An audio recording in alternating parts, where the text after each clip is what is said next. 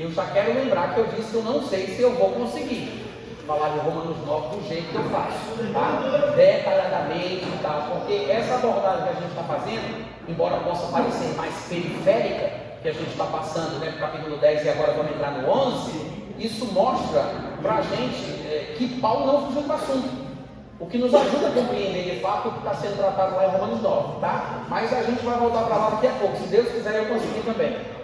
Capítulo 11, vamos lá. Capítulo 11, continuando o assunto. Todo mundo achou? Amém. Capítulo 11. Espera aí, uma coisa. Pronto, beleza. Versículo 1.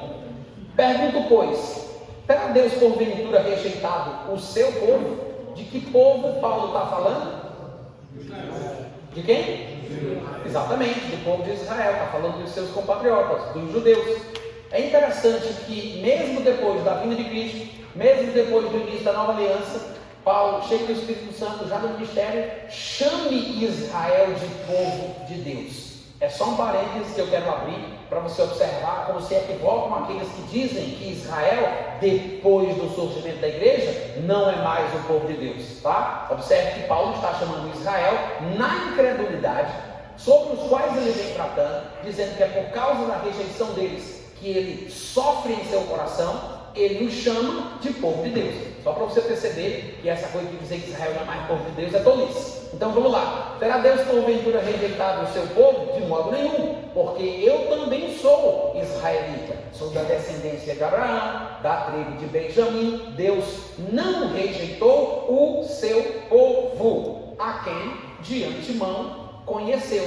No entanto, embora ele diga que Deus não rejeitou o povo, porque o endurecimento em relação a Israel foi parcial, alguns se endureceram, alguns não obedeceram ao Evangelho, uma boa parte creu, como Paulo, por exemplo, que é um destes do que havia crido. Mas é interessante que aqui no versículo 2, Paulo tenha dito, não rejeitou o seu povo a quem de antemão conheceu, embora muita gente de Israel tivesse perdido a bênção. Mas a expressão que ele usa, o povo a quem de antemão conheceu, é o mesmo que aparece, a mesma expressão que aparece lá em Romanos capítulo 8, versículo 29 e 30, quando ele vai falar aos que de antemão conheceu, os predestinou, aos que predestinou, chamou. É a mesma expressão grega, que aqui foi traduzida muito semelhantemente, para que você possa perceber que o fato de Deus ter conhecido de antemão, não significa que a pessoa conhecida antecipadamente não possa perder a bênção. Porque ele está falando do povo de Israel que, embora não tenha sido rejeitado, muitos deles foram desobedientes à mensagem do Evangelho,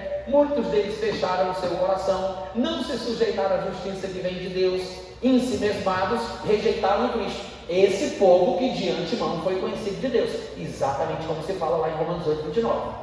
Todo mundo entendeu?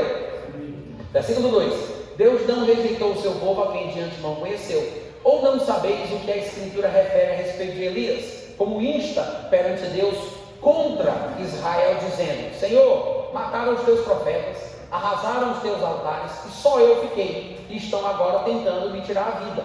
Que lhe disse a resposta divina? Reservei para mim 7.000 homens que não dobraram os seus joelhos diante de Baal. Alguns deterministas, quando leem o versículo 4, pensam que Deus está dizendo: eles não dobraram os joelhos a Baal, porque eu os escolhi, eu os preservei e por isso não dobraram. É o contrário.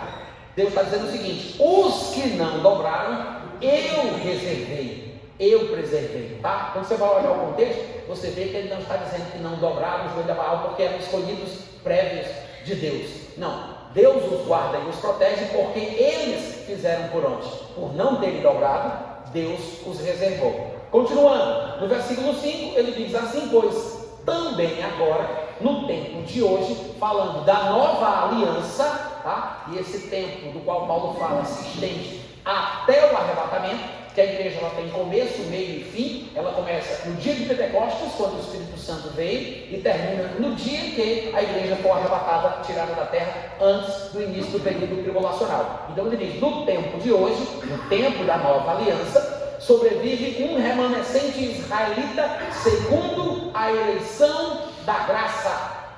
Por que Paulo usa uma expressão para contrastar com a eleição conhecida até então? Porque a eleição conhecida até então era a eleição do povo judeu. Deus escolheu Abraão, a partir de Abraão ele forma um povo que são os seus escolhidos, o povo eleito, por meio de quem o mundo haveria de ser salvo. Quando Deus escolheu Abraão e os seus descendentes, não foi simplesmente para salvá-los, mas também para salvar. Que é por isso que Deus disse a Abraão: em ti, Abraão, serão abençoados todos os povos da terra. Então, o povo descendente de Abraão tem uma tarefa. A missão primeira dos israelitas não era simplesmente usufruir da salvação, da bênção e da comunhão com Deus, mas refletir a sua glória, alcançando os povos da terra que não tinham sido escolhidos. Então, quando o conceito de eleição aparece na Bíblia, não é no sentido de Deus tirar uns para irem para o céu e terem comunhão com Ele e deixar que os outros se lasquem no inferno. O conceito de eleição na Bíblia, como por exemplo em Abraão, que é o emblema máximo, o ícone dessa ideia de eleição, é para que por meio dele, todos os que não foram eleitos pudessem ser abençoados. Amém, gente? A ideia era essa. Que é por isso que Jesus, conversando com a mulher samaritana, lá em João capítulo 4, o que é que ele diz para ela? A salvação vem dos judeus. E quando Paulo está escrevendo em Romanos capítulo 15, no versículo 27, falando de gentios que estavam mandando ofertas para os pobres da cidade de Jerusalém, ele diz que isso era bom porque os gentios convertidos eram devedores dos judeus, porque afinal de contas haviam se tornado participantes dos seus valores espirituais. Então, o objetivo da eleição, o sentido bíblico é escolher, separar para salvar. Não é simplesmente escolher para salvar os que foram separados, mas é escolher para salvar os que não foram escolhidos. Abraão tinha essa missão, servir de bênção para todos os povos. A salvação haveria de vir dos seus descendentes, porque a salvação, segundo Jesus, vem dos judeus. Né? E é esse o pensamento que Paulo tem em mente quando ele diz a eleição da graça. Há uma eleição que é essa conhecida na história do Antigo Testamento, na história bíblica, que é uma eleição natural, falando do povo de Israel, de Abraão, dos seus descendentes. E existe uma outra eleição, outro tipo de eleição, que Paulo está chamando aqui de eleição da graça. Essa eleição da graça é uma eleição mais abrangente. É uma eleição muito plural, mas ela só pode ser usufruída por quem crê. Só vai experimentar o privilégio da eleição da graça os que acreditarem. E até os naturais de Israel que não se submeterem à justiça que vem de Deus, perdem a bênção. E os gentios que nunca tiveram lei, se porventura aceitarem a mensagem do Evangelho, usufruem da eleição da graça. Essa é a eleição da graça da qual Paulo trata, tanto no capítulo 9, como ele está mencionando aqui. Ele vai explicar por que os seus compatriotas perderam a bênção, porque não se sujeitaram à justiça que vem de Deus. Essa eleição da graça é superior, é mais importante do que a eleição natural, à qual os judeus se apegaram e por isso perderam a bênção. Vocês estão entendendo? Por isso que ele fala, versículo 5 de novo: assim pois também agora no tempo de hoje sobrevive um remanescente de judeus segundo a eleição da graça. Embora eles fossem judeus, eles não se apegaram ao fato de serem judeus, se submeteram à proposta de Deus para esse padrão neotestamentário da nova aliança, e aí acabaram usufruindo da eleição da graça. Ele diz que não é todo mundo, é uma parte de Israel, por isso ele chama de remanescente. Continuando, versículo 6: e se é pela graça que ocorre a eleição agora, já não é mais pelas obras da lei. Está implícito aí, tá? Já não é mais pelas obras da lei. Do contrário, a graça já não seria graça. E a versão corrigida diz: e as obras também não seriam obras, né? Continuando, no versículo 7, ele diz: que diremos, pois? Que diremos, pois? Versículo 7.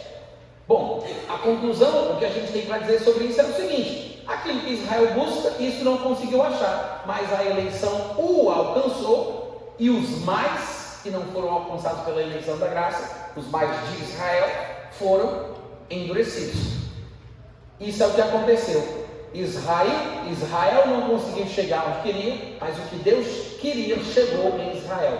Quem se submeteu à proposta divina recebeu a bênção, usufruindo da eleição da graça. Os que ficaram presos aos padrões antigos da lei de Moisés, na questão da raça e tudo mais, foram endurecidos e perderam a bênção. Tá? É isso que Paulo está dizendo aqui. O que Israel busca não conseguiu, mas a eleição o alcançou e os mais foram endurecidos. Como está escrito, versículo 8, versículo seguinte: como está escrito, Deus lhes deu espírito de entorpecimento, olhos para não ver, ouvidos para não ouvir, até o dia de hoje. E sobre esse mesmo assunto também diz Davi: torne-se-lhes a mesa em laço, armadilha, tropeço e punição. Olha que coisa.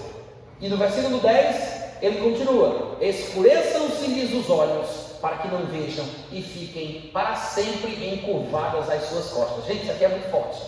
Isso aqui é uma declaração de que o povo de Israel, que não se submete a essa justiça proposta por Deus por meio da fé em Jesus, esse povo vai receber essa maldição. Ou seja, vão ser impedidos por Deus de ver, de ser abençoados, de usufruir das coisas de Deus durante esse período. Todas as vezes que a Bíblia diz que Deus faz isso ou faz aquilo, impedindo alguém de ver, de entender, de ser abençoado, é uma forma de retribuir uma coisa praticada primeiro pelo homem. Não é uma determinação divina antes da fundação do mundo, antes daquele ser humano ser gerado. Deus quis, não. A pessoa endurece o seu coração, a pessoa não se submete ao padrão proposto por Deus, a pessoa não aceita a justiça que vem de Deus, quer estabelecer a sua própria, ela faz por onde, e aí Deus retribui com a sua ira. A ira de Deus é retributiva, tá? Isso é uma coisa que se repete em diversos lugares da Bíblia. Muita gente boa não consegue enxergar que Deus pune, Deus ele mata e joga no inferno, mas não é sem motivo. Não é por alguma razão justificável. Quando ele está falando isso aqui dos judeus, que Deus lhes deu espírito de entorpecimento, olhos para não ver, ouvidos para não ouvir, e que a própria mesa deles seria um laço, uma armadilha, um tropeço e uma punição, isso aqui é porque eles estão merecendo esse tratamento. Só para exemplificar, para deixar isso mais claro, eu queria que você visse alguns textos que mostram essa retribuição, que Deus ele reage à atitude do homem, à dureza do seu coração, à rejeição à proposta divina. Primeiro texto que eu quero que vocês vejam é Romanos capítulo 1, tá? Só para a gente conferir como esse princípio ele se repete em diversos lugares da Bíblia. Romanos capítulo 1.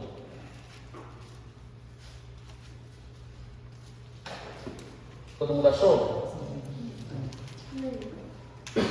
Do versículo 18 em diante, tá? Veja o que ele diz: a ira de Deus se revela do céu contra toda e qualquer impiedade, contra a perversão dos homens que detêm a verdade pela injustiça. O que é deter? É impedir que ela me alcance, é colocar a mão na frente para que ela não avance, para que ela não passe. Ou seja, eu impeço que a verdade entre no meu coração, eu impeço que ela passe, que ela me alcance, e em troca disso eu prefiro a injustiça. Eu detenho a verdade em favor da injustiça. Eu recebo e aceito a injustiça em detrimento da verdade. Eu troco um pelo outro. É isso que ele está dizendo. A ira de Deus se revela contra pessoas que praticam isso, que detêm a verdade pela injustiça. Porquanto o que de Deus se pode conhecer é manifesto entre os homens, porque foi Deus que quis assim. Deus que lhes manifestou. O que se pode conhecer de Deus foi o próprio Deus que manifestou, porque os seus atributos invisíveis, isto é, tanto o seu eterno poder como a sua própria divindade, claramente se entendem desde o princípio do mundo, sendo percebidos por meio das coisas que foram criadas. Por isso é que estes homens, veja, tais homens, tais quais? Porque está falando de um tipo de homem. Ele está falando especificamente dos homens que detêm a verdade pela injustiça. Ele não está falando de todo e qualquer ser humano. Ele está falando daquele que, tendo testemunho das coisas de Deus por meio daquilo que foi criado, em vez de se submeterem, meditarem, contemplando e serem humildes e reconhecer que existe um Criador, eles não estão nem aí, chutam o pau da barraca e começam a proliferar a iniquidade. Eles impedem a verdade de alcançar seus corações e dão livre acesso à iniquidade. Então ele diz: estes homens, tais homens, são por isso indesculpáveis. Versículo 21. Porquanto tendo conhecimento de Deus, não o glorificaram como Deus, nem lhe deram graças. Antes, se tornaram nulos em seus próprios raciocínios. Não foi Deus que os impediu de ver inicialmente, não foi Deus que tomou a iniciativa para dizer: esses eu não quero, esses não vão saber, esses vão ser cegos. Não, Deus fez a sua parte. Eles rejeitaram a demonstração de Deus, a manifestação de Deus, o conhecimento que poderia ser adquirido pelo testemunho que Deus dá sobre si mesmo, obscureceram seus próprios corações. Antes se tornaram nulos em seus próprios raciocínios, obscurecendo-se-lhes o coração insensato. E aí no versículo 24 ele diz: por isso, versículo 24, por isso Deus entregou tais homens à imundícia. Deus puniu como? Entregando-os à imundícia. Mas foi Deus que determinou que fosse assim antes da fundação do mundo? Foi Deus que determinou isso antes que eles fossem gerados? Antes que eles nascessem? Não. É uma punição de Deus? É, mas não é sem motivo. Amém, gente? Amém. Não é de forma arbitrária. É uma punição, é a manifestação da ira de Deus, como ele começou dizendo aqui no versículo 18, mas é uma punição retributiva. Deus está retribuindo aos que merecem esse tratamento. E aí ele continua, versículo 26. Por isso, ou por causa disso, Deus os entregou a paixões infames. Versículo 28. E por haverem desprezado o conhecimento de Deus, aquele conhecimento do qual ele falou nos versículos anteriores que a gente leu, né? Ou seja, que eles rejeitaram, detiveram a verdade testemunhada por Deus desde o princípio do mundo nas coisas criadas, Deus retribuiu a ação má dos homens. Por haverem desprezado o conhecimento de Deus, o próprio Deus os entregou a uma disposição mental reprovável. Então, não pense que a degradação moral presente na humanidade, o que a gente vê de mal presente em qualquer pessoa que seja, mesmo Alexandre de Moraes, ele não nasceu assim. O bebezinho Alexandre de Moraes não era o que ele se tornou hoje. Vocês estão entendendo? Vocês estão dizendo a mim que vocês não acreditam? Vocês acham que é o demônio enganado? Não, ele não foi assim a vida inteira. Agora, todo o tipo de punição que vem sobre um homem, às vezes a predisposição mental para o mal é uma punição divina. Por quê? Por causa de coisas que a pessoa fez ao longo da sua vida. É uma punição divina, mas não é Deus que estabelece com Faraó, com Hitler, com não sei quem. Não é assim, gente. Não é assim. Tem um processo. Está se desencadeando aí uma resposta divina, mas não é sem motivo. Quantos estão entendendo? Vocês lembram daquela passagem de Romanos capítulo 13? Dá uma olhadinha comigo lá, rapidão. Vamos dar uma olhada.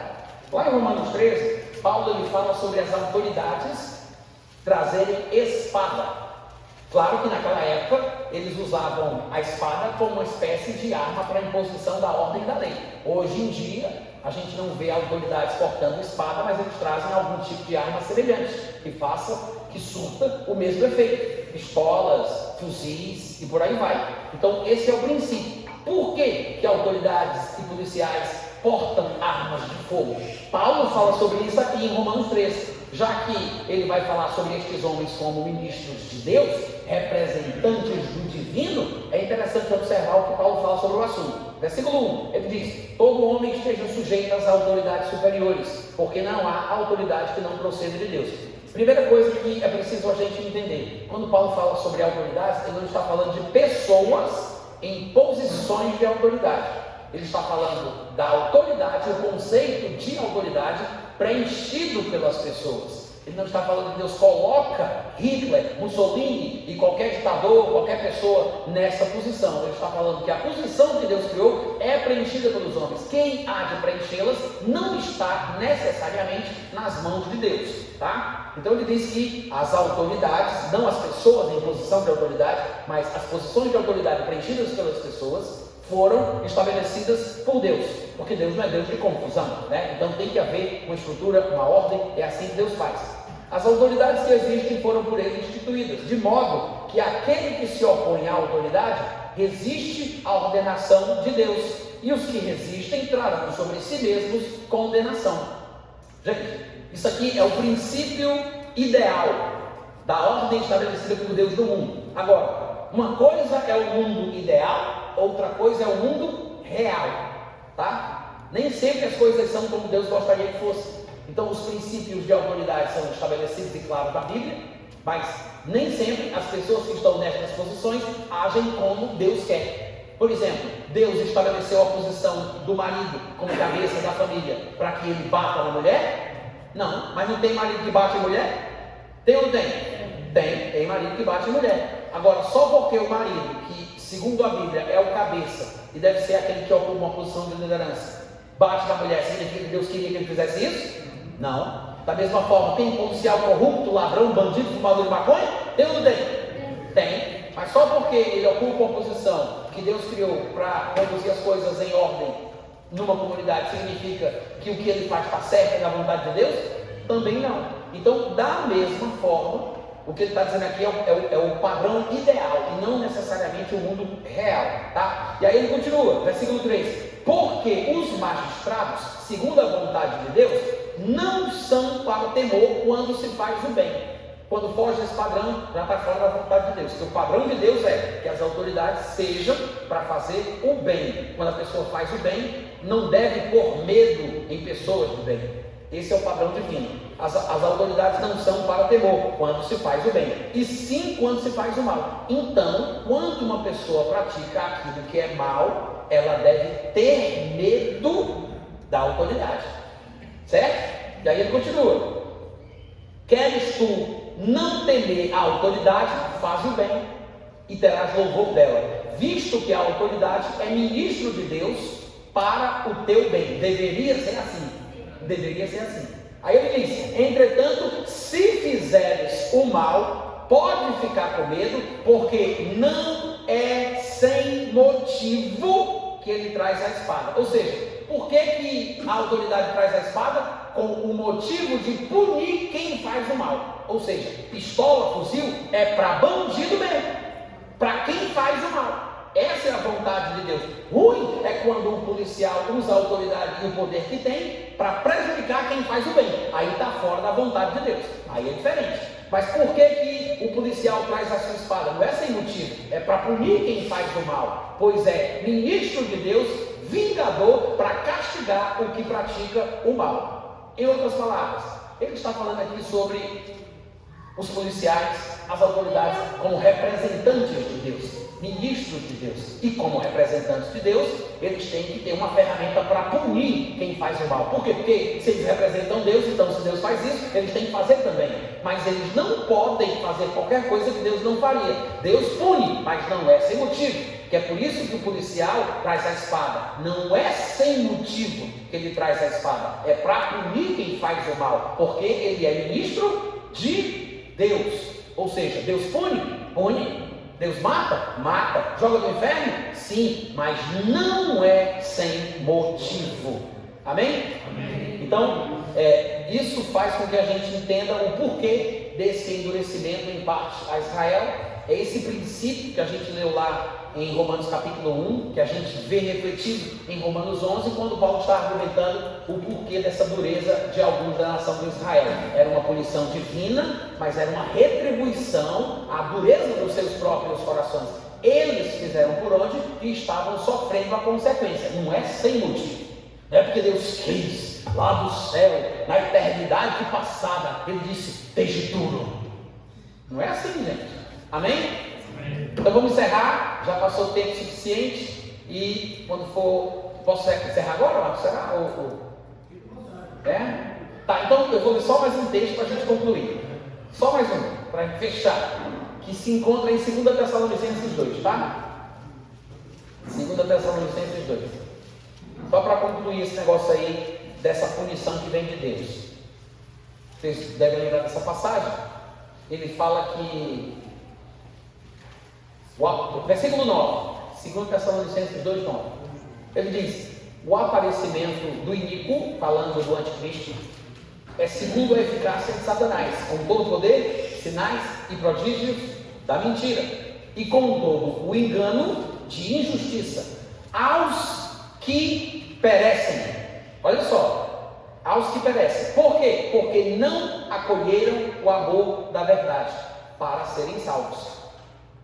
É por esse motivo, diz o versículo 11, é por esse motivo que o próprio Deus lhes manda a operação do erro, para acreditarem na mentira. É uma punição divina, né? O surgimento do anticristo, e estes que não tiveram amor pela verdade vão crer nele, vão segui-lo, porque é uma punição divina, a fim de serem julgados todos quantos não deram crédito à verdade, antes pelo contrário, deleitaram-se com a injustiça. Então você observa que esse negócio de Deus punir quem merece, aparece em diversos lugares da Bíblia. A pessoa fez o coração, a pessoa rejeita a verdade, a pessoa não aceita a proposta que vem de Deus, e aí a punição divina virá, que é o que vai acontecer com os judeus também. É o mesmo assunto sobre o qual Paulo está tratando lá em Romanos capítulo 11, como a gente viu, né? Israel buscava, não conseguiu alcançar, a eleição alcançou, os demais foram endurecidos, porque Deus enviou espírito de entorpecimento, olhos para não ver, ouvidos para não ouvir, e Deus fez com que a mesa deles se transformasse em laço, armadilha, tropeço e punição. Ou seja, é assim que Deus trata, né? Não quer, rejeita, então Ele pune, tá? E assim a gente termina essa porção, a gente continua depois, tá bom? Sem perguntas e respostas então hoje? Liberam? Então vamos lá, gente, vamos em paz, depois a gente continua.